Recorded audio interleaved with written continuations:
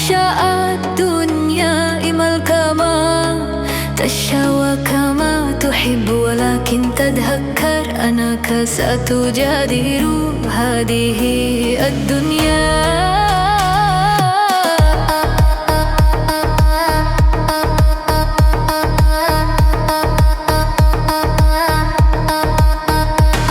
إيمل خيرا أو شرا فهدها راجع إليك، اقترف قدم أو تبقى الأمر بيدك، لديك حرية الاختيار، ولكن تذكر أن كل شيء سينتهي.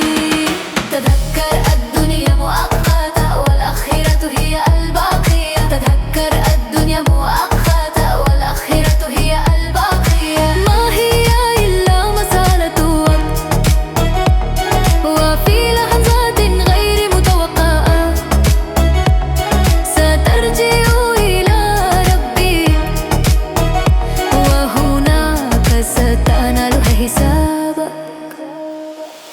لا تهدى ولا تغفل، فالزمان يطحنك بلا رحمة، ولن يمضي وقت طويل حتى يشيخ جسدك وتخرج روحك من جسدك.